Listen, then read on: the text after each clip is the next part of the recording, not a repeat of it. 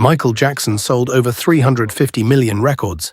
The Jackson 5 had 4 #1 singles in a row. So why did this family end up suing Motown for money they were owed? It's not talent, it's paperwork. 10 clauses, buried in one contract, quietly drained nearly every dollar this group earned. And by clause 10, you'll see exactly how.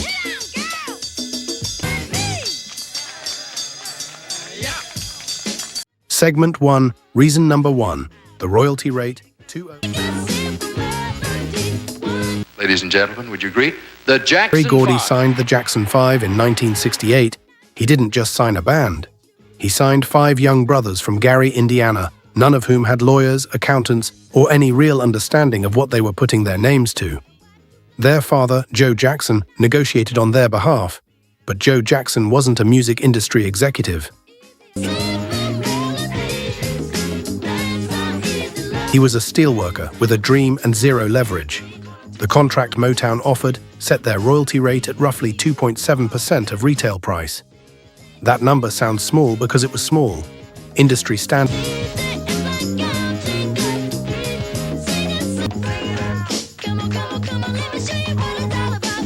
for established acts at the time hovered between 5 and 10%. The Jackson 5 were locked in at a fraction of that, and that 2.7% wasn't split 5 ways evenly after expenses. And it weren't just any new act, they were producing hit after hit. I Want You Back, ABC, The Love You Save, I'll Be There. 4 consecutive #1 singles. No group in American music history had done that before, and with every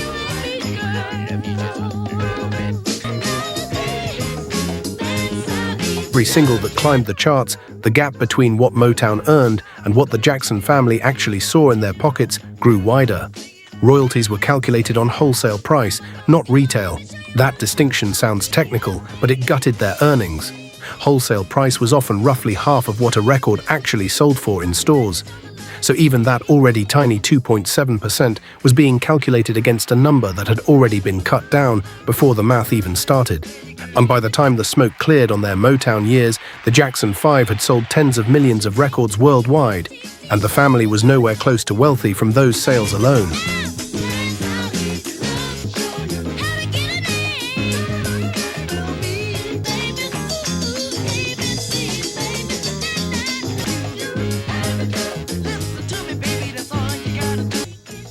This wasn't bad luck. This wasn't poor sales. This was clause #1, working exactly as it was written to work.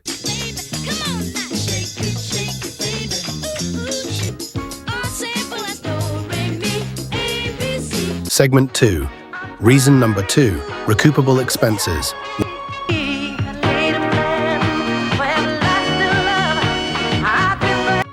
Even that diminished royalty rate came with a catch, and it's one of the oldest tricks in the music industry playbook. Recoupable expenses. Every cost Motown spent on the Jackson 5, recording studio time, musicians, arrangers, promotional materials,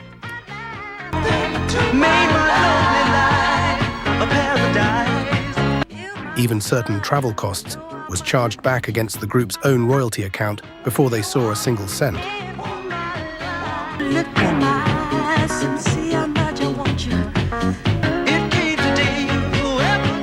This meant the Jackson 5 weren't just earning a small percentage. They were earning a small percentage of whatever remained after Motown deducted its own production costs first.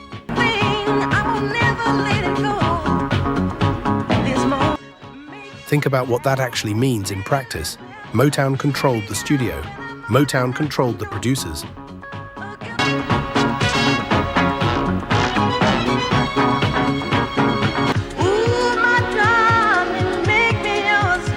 Motown controlled how much was spent making each record. And Motown was the same party deciding what counted as a legitimate expense to deduct from the Jackson 5's earnings. There was no independent oversight, no outside accountant double-checking the math. The fox wasn't just guarding the henhouse, the fox was writing the inventory list. Berry Gordy structured nearly all of Motown's contracts this way. It wasn't used against the Jackson 5 specifically, it was standard practice across the label. Diana Ross and the Supremes faced similar structures. So did the Temptations. Stones and the Four Tops. But the Jackson 5 were children when they signed. And by the early 70s, they were the highest earning act on the entire label, which meant they had the most to lose from a system engineered to keep the artist owing rather than earning.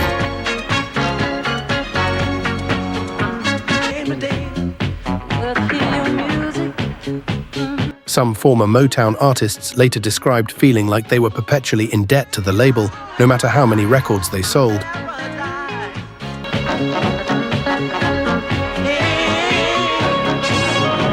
No matter how packed the arenas were, recoupable expenses were the invisible hand making sure of it, quietly resetting the balance sheet every single time the group started getting close to actual profit.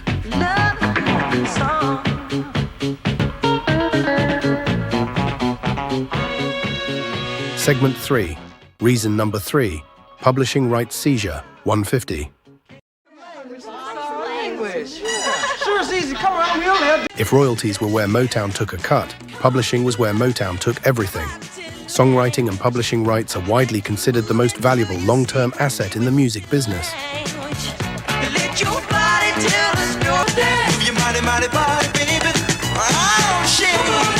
Every time a song is played on the radio, used in a film, covered by another artist, or streamed today, decades later, publishing royalties get paid out.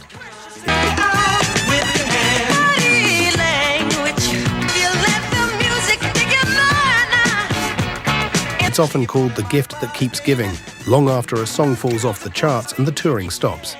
Motown's contract structure routed the publishing rights for Jackson 5 recordings through Jubate Music Company, which was Berry Gordy's own publishing arm.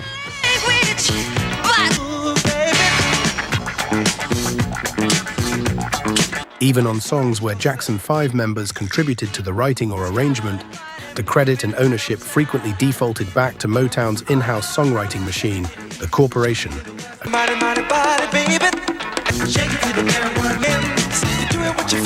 A collective of staff writers assembled specifically to manufacture hits for the group on an industrial schedule.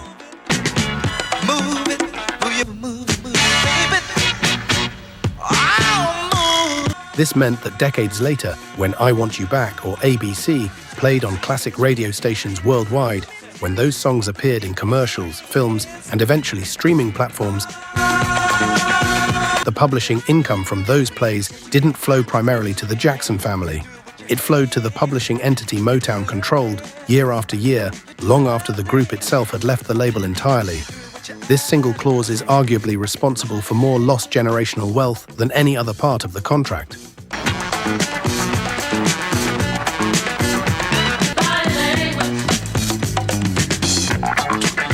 Royalties from record sales eventually slow down as a catalogue ages.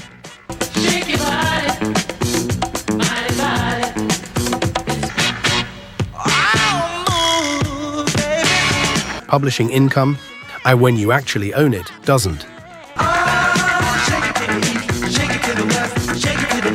The Jackson 5 wrote some of the biggest hits in the entire Motown catalogue. And the long-term publishing wealth from those songs largely never made it back to the people who sang them.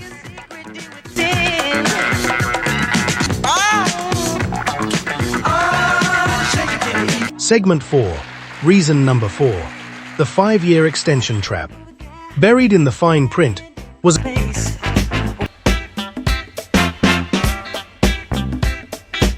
the clause that gave Motown an enormous amount of unchecked power, the right to extend the contract indefinitely, on Motown's terms alone.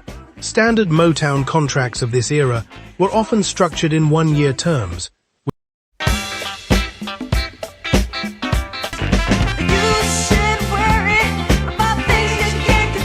with the label holding options to renew for additional one-year periods, stacking up to 7 years total in some versions of their standard agreements. Crucially, the decision to renew belonged entirely to Motown, not to the artist. The Jackson 5 had no equivalent right to simply decide they were done. Segment 5. Reason number 5. The group name royalty statements. Transparency, or the lack of it, was its own weapon, and one of the hardest to fight in court. Standard practice in fair recording contracts includes regular royalty statements, often quarterly or semi-annually,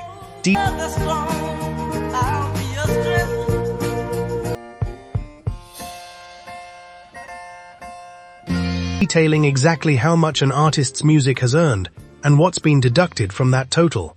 These statements give artists the ability to audit, question, and Let me fill your heart with joy. I'll be there. I'll be there. I'll keep holding on.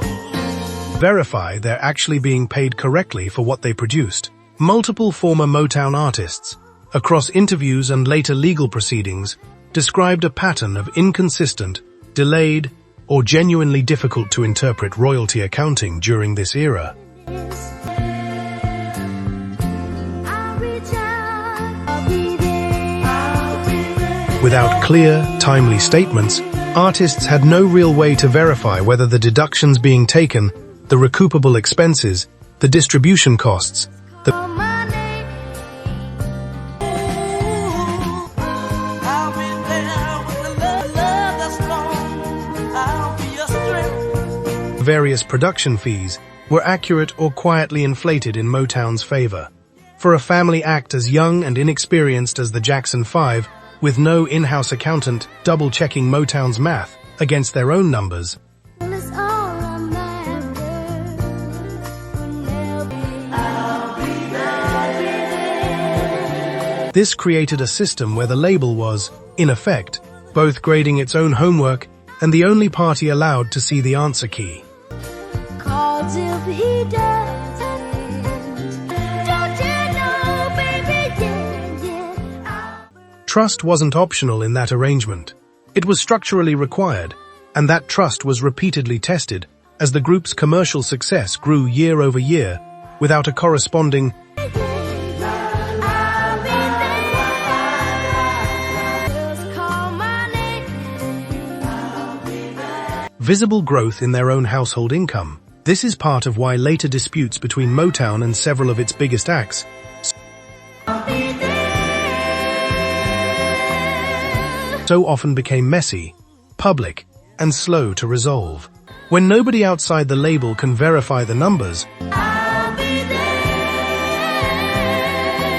an argument about money quickly turns into an argument about trust itself. And trust is much harder to settle in a courtroom than a simple unpaid invoice. Just look over your shoulders, honey. Ooh. Segment 7. Reason number 7. The producer and arranger fee structure. Every hit needs a producer. You know, I was wondering. And every producer gets paid. The question that mattered most was, paid by whom, and out of whose pocket exactly? Under Motown's contract structure, producer and arranger fees for Jackson 5 recording sessions were typically deducted from the group's own recoupable account, rather than absorbed as a standard cost of doing business by the label itself. This meant the very people Motown hired and assigned to work with the Jackson 5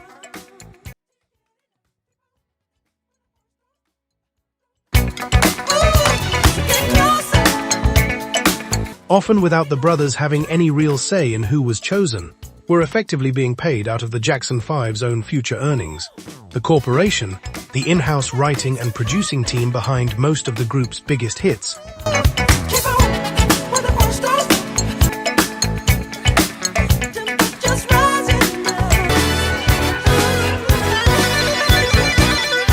was a Motown-controlled asset from top to bottom. The label decided who worked with the Jackson 5 in the studio. The label decided how much those collaborators were paid for their time. And then the label charged those very same costs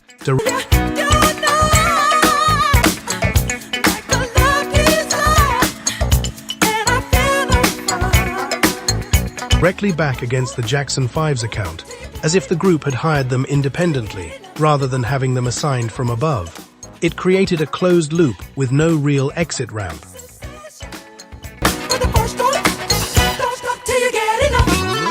Motown profited from controlling every stage of production. Motown profited again from charging that production back to the artist who never asked for that particular arrangement in the first place. And the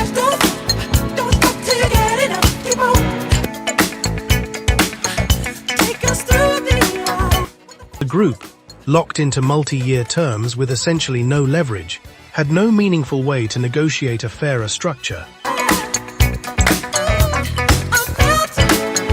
Even as their records kept climbing the charts and selling out arenas across the country, the irony is hard to miss.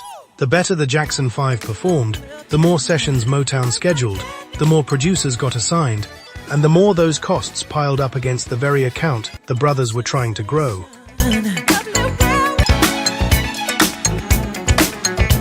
Segment 8. Reason number 8. Merchandise and likeness control.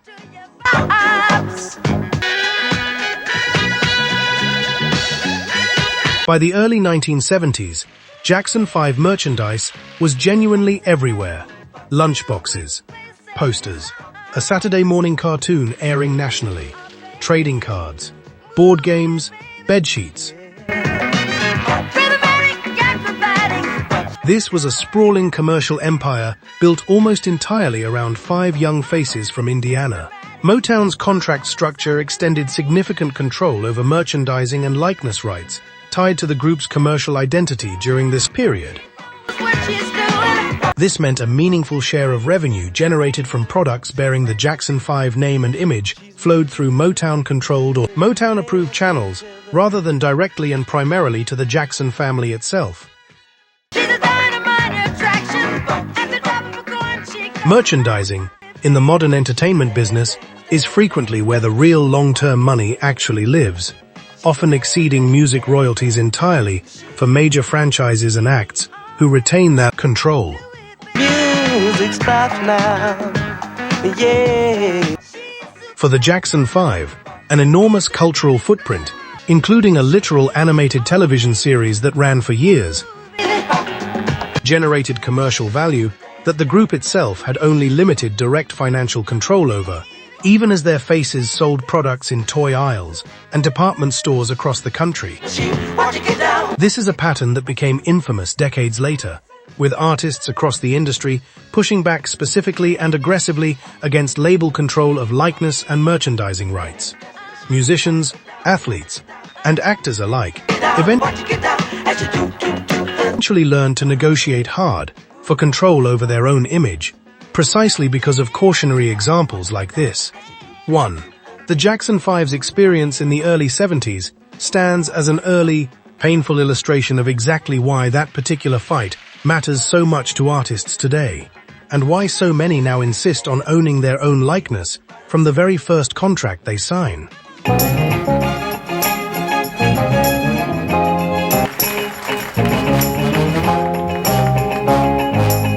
Segment 9.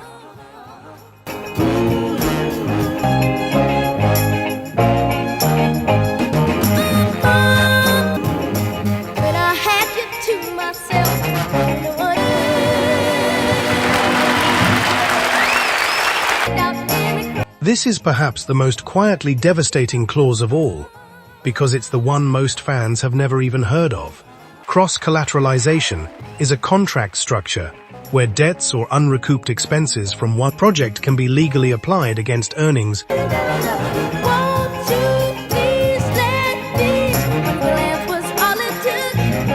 from a completely different, unrelated project. In practice, this meant that if a Jackson 5 single underperformed, or if a tour cost more to produce than projected, those specific losses could be deducted from the earnings of an entirely different, successful release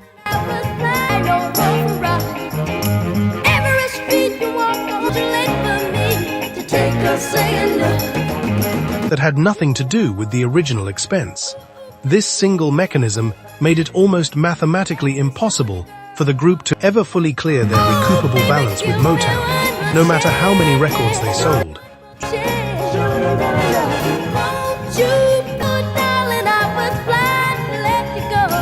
Even in years where the Jackson 5 dominated the Billboard charts outright, expenses, real or simply allocated on paper, from other projects could be quietly applied against those very earnings.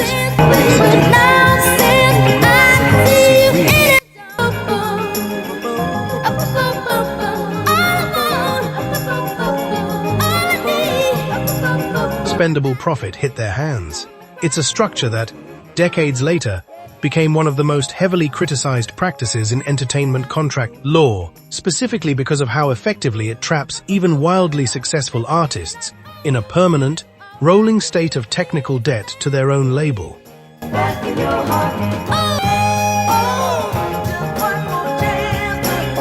Legal scholars have since pointed to clauses like this one as a textbook case of why artists need independent representation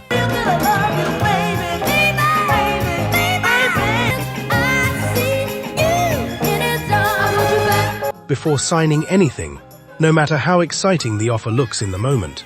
For 5 brothers who were breaking chart records on what felt like a weekly basis, the idea that they could still, on paper, somehow owe Motown money is one of the clearest illustrations of exactly how this entire system was designed to function.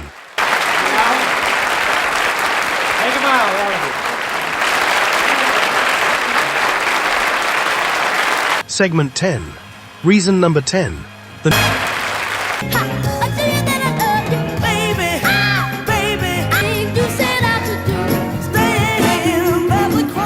non-compete and creative control clause. The final clause was, in many ways, the most personally suffocating of all 10. Creative control.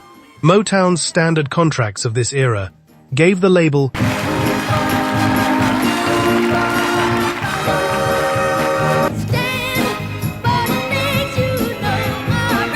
not the artist, final say over what songs were recorded, who produced them, how they were arranged and when, or even if.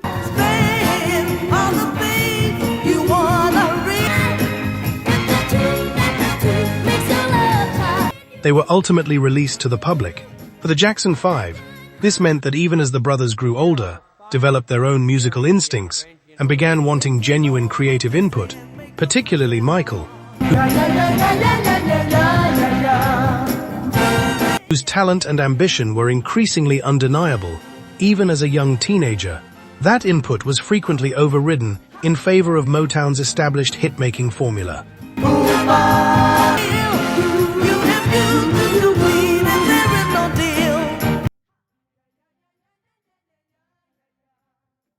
This clause is widely cited as one of the central, non-financial reasons the group ultimately chose to walk away to Epic Records in 1975. It wasn't only ever about the money, though the money mattered enormously. Hey, you. We toasted our love during milk break.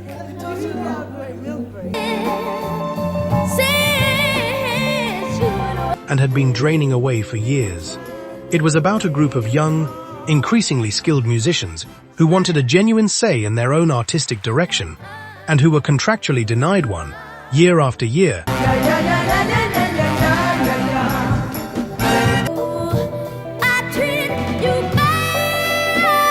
by the very company that had built its entire identity around having discovered them first. By the time the move to Epic finally happened, the brothers had spent the better part of a decade watching almost every major decision about their own music get made by someone else. In a building they didn't own, under a name that, as it turned out, didn't even legally belong to them. 10 clauses, 1 contract. A family from Gary, Indiana, who became one of the biggest acts in the entire world, and somehow still walked away fighting for money they had clearly earned. The next time I Want You Back or ABC comes on the radio, you're not just hearing a hit single, you're hearing the sound of a contract that, even 50 years later, is still studied as a cautionary tale in entertainment law classrooms across the country.